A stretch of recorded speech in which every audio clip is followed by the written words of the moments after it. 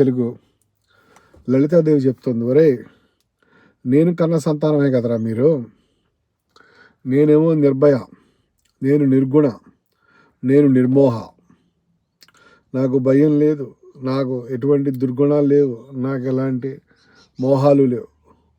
నాకు లేని అలవాట్లన్నీ మీకు ఎక్కడి నుంచి వచ్చారా? మీరు నా పిల్లలే కదరా, ఎందుకురా అలా పాడైపోతున్నారు మీరు?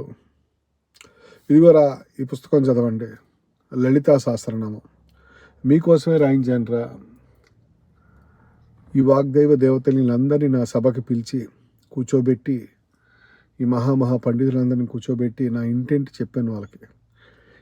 నా పిల్లలు భయంతోనూ రకరకాల పిచ్చి బుద్ధులతోనూ లేకపోతే రకరకాల పిచ్చి గుణాలతోనూ పాడవుతున్నారు.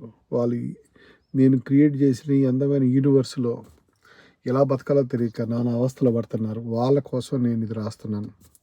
వాళ్ళు సో దట్ నేను క్రియేట్ చేసిన యూనివర్స్లో వాళ్ళు సంతోషంగా ఉండాలా, వాళ్ళు అన్ని సుఖాలు అనుభవించాలా to the extent possible in a right way. So అందుకోసం ఆవిడ ఏం చేసిందంటే రాసింది లలిత సహస్రనామం రాయిపించింది. అందులో 1000 నేమ్స్ ఉంటాయి.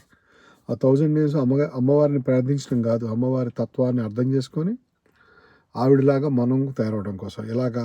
ఫియర్లెస్, అటాచ్మెంట్ లేకుండా, అలాగే ఎలాంటి దుర్గుణాలు లేకుండా తయారవటం వలన మనం ఈ ప్రపంచం యూనివర్స్లో అమ్మవారి క్రియేట్ చేసిన యూనివర్స్లో మనం ఇంకా అద్భుతంగా నావిగేట్ అయ్యి అంత్యకాలంలో మనం కూడా మోక్షం పొందుతాము, లేకపోతే ఇంకా అంతకంటే మంచి జీవితాన్ని పొందుతాము, లేకపోతే ఉన్న జీవితంలో కూడా మనం సంతోషంగానే ఉంటాం. సో స్వర్గం ఎక్కడో లేదు, ఆ స్వర్గం ఇక్కడే ఉంది.